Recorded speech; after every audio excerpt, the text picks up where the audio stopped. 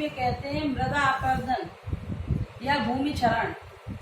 जब हमारी ऊपर की सतह हवा या पानी से उड़ के या बह के चली आती है तो उसे हम सॉइल इरोजन कहते हैं। Land is adversely affected by erosion. अगर उपजाऊ मिट्टी बह के चली जाएगी तो वहाँ खेती नहीं हो पाएगी, तो उसका एडवर्स इफेक्ट पड़ेगा हमारे ऊपर। तो यही लिखा है, लैंड पे इसका उल्टा प्रभाव पड़ता है, मतलब उपजाऊ नहीं रहती है। Draining of soil due to running water और wind is called soil depletion. Draining of soil मतलब मिट्टी का बह जाना। ड्यू माने किस कारण से, रनिंग वाटर के कारण से और हवा के कारण से, इसको हम सॉइल इरोजन कहते हैं। अब सॉइल इरोजन को होने के कारण हम पढ़ रहे हैं। क्यों होता है सॉइल इरोजन? डिफॉरेस्टेशन, जंगल काटे जा रहे हैं, पेड़ है नहीं है तो मिट्टी कसेगी नहीं तो जल्दी उड़ेगी और बहेगी। ओवरग्रेजिंग, जानवर ज्यादा चल रहे हैं, इससे भी मिट्टी कसी नहीं रहती है। शिफ्टिंग कल्टीवेशन, यहाँ खेती हो रही है कल दूसरी जगह खेती हो रही है, जंगल भी काटे जा रहे हैं। विंड इरोजन, हवा से होती है। Agriculture by non scientific methods, खेती के अवैज्ञानिक तरीके होने के कारण भी सॉइल इरोजन होता है।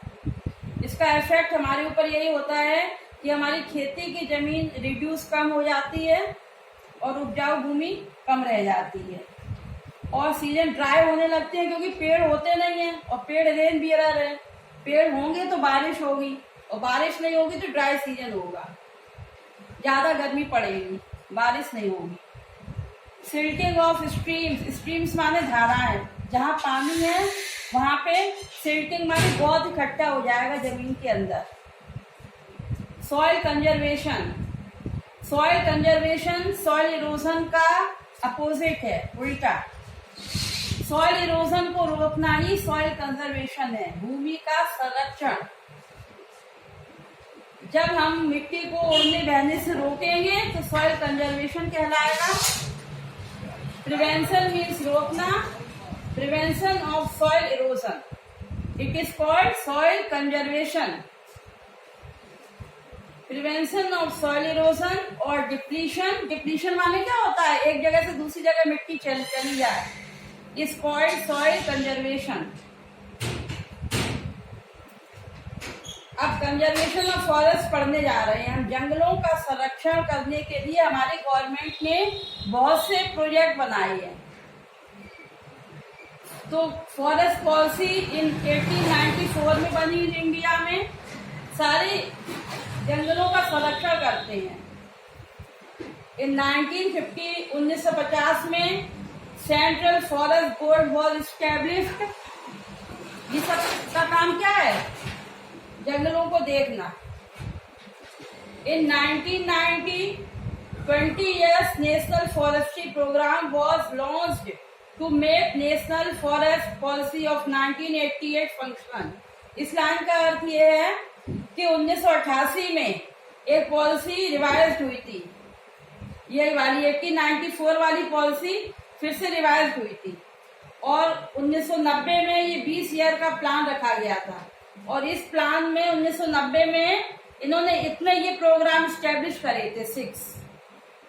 तो 1990 के प्लान में 1988 वाली जो स्कीम थी उसको लागू करने के लिए ये कौन से प्लान थे? पहला था establishment of central forest commission, ये नाम है, और इनका काम ये 1971 लिखा है मैंने, 1971 में स्थापित हुई थी ये डेवलपमेंट के लिए जंगलों के। सेकंड है Indian forest survey organisation. Third है council of forestry research and education, Dehradun में स्थापित हुई है सबसे पहले। फोर्थ है establishment of world craft training centre, 1965 में बनाई है। State forest development corporation. 6 है Indian institute of forest management, ये अहमदाबाद में बना था, 1978 में बना था। फिर central government established management in Bhopal for training research, लोगों को ट्रेनिंग देने के लिए भोपाल में सेंट्रल गवर्नमेंट ने फिर आगे बढ़ाया इसको। पहले ये अहमदाबाद में बना था।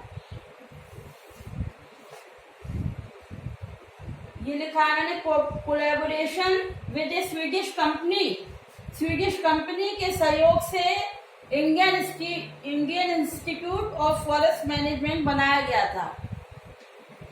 तो इसमें हमने क्या पढ़ा है आज कि भूमि क्षरण कैसे होता है, उसके क्या कारण हैं, उसके क्या इफेक्ट हैं, सॉइल कंजर्वेशन के लिए हमारी गवर्नमेंट ने क्या क्या कार्य किए जिससे पेड़ ना काटे जाएं, पेड़ लगाए जाएं, जंगली जीवन का संरक्षण रहे, नेशनल पार्क वगैरह बनवाना है, ये सब कार्य इनके अंतर्गत होते हैं।